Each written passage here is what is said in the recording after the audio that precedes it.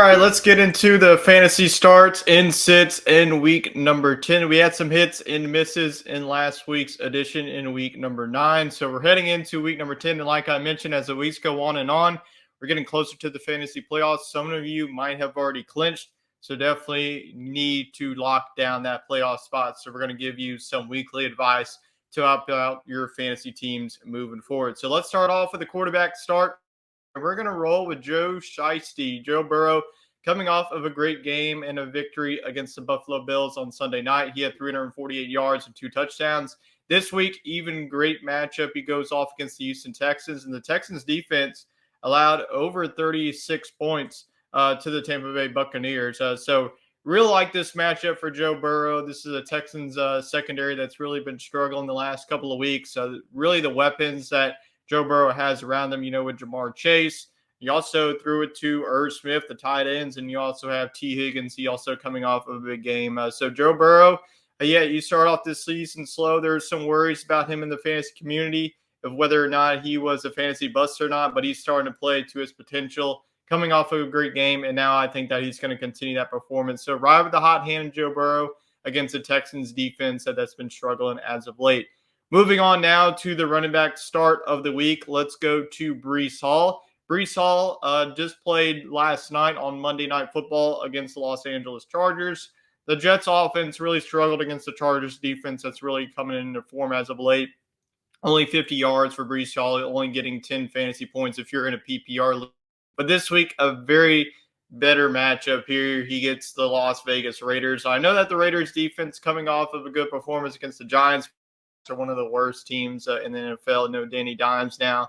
So that team is definitely rounding into the form that it was not in last year's performance. So Breece Hall, I know he's coming off of a not so great of a game, only getting you 10 fantasy points. But I think that this is the week that he can really go forward. The Raiders defense has been up in the air. They're really their rush defense is one of the worst in the league. So I think that with Breece Hall, he gives you fantasy points through the rushing and also in the receiving department. So I think that the Jets coming off of a not so great performance on Monday night, I think they're going to be bouncing back. I don't really think that the Raiders are going to blow out. The Jets were able to blow out the Giants. So I think this is going to be much closer of a matchup. So I think that Breece Hall bounces back against the Raiders rush defense that's really been struggling all season. So moving on now to the wide receiver star of the week. This is another ride with a hot hand. CeeDee Lamb has been absolutely cooking for fantasy teams around the country. I mean, CeeDee Lamb coming off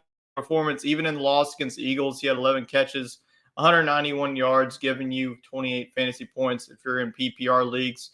Another great matchup. We just talked about this team, the New York Giants. No Daniel Dimes anymore for the offense. So the offense is going to be struggling. So that defense is going to be on the field, and that defense has been giving them problems. Just gave up 30 points to Aiden O'Connell and the Raiders. So I really like CeeDee Lamb's matchup here going up against really a Giant secondary that has really no answers. So I think that this Cowboys offense, they're coming back. They're going to be wanting to bounce back after that tough loss on the road to Philadelphia.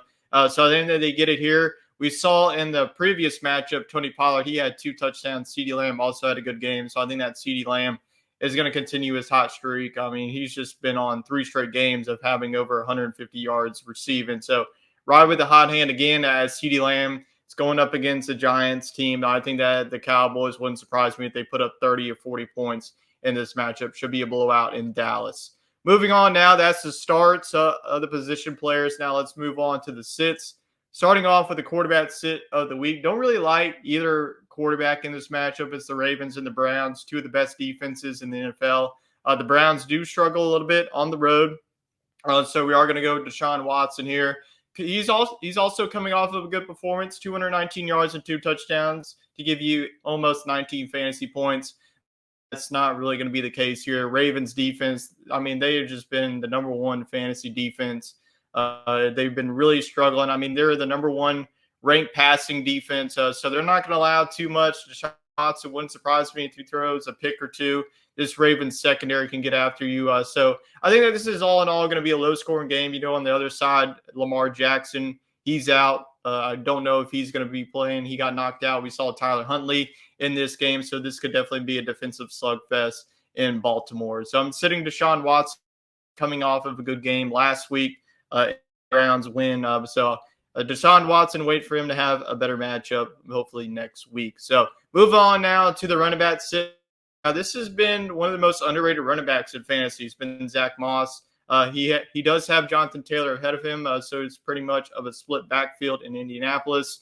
The matchup isn't very well for him. They're going up against the New England Patriots. The Patriots really rely heavily on that rush defense. They've really been coming into form as of late. Moss not coming off of a great game either. 7 attempts, only 26 yards to give you 2.6 fantasy points. Only projection 8.8. That's not really one. That doesn't really warn him flex flex options or RB2 options. So Zach Moss going up against the Patriots rush defense.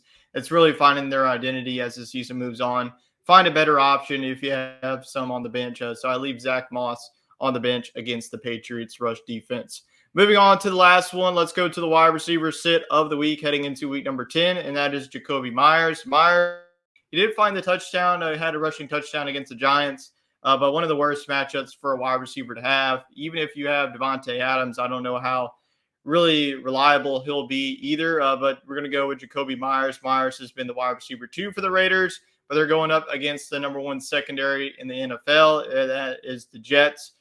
Keenan Allen was able to have success, but, with Aiden O'Connell in that offense, they were able to put up 30 points, like I mentioned, against the Giants, but this is no Giants defense. The Jets are really going to bog down this, and this could definitely be a bloodbath, defensive battle for both teams. Sit Jacoby Myers, and that is it for our, sits and starts heading into week number 10.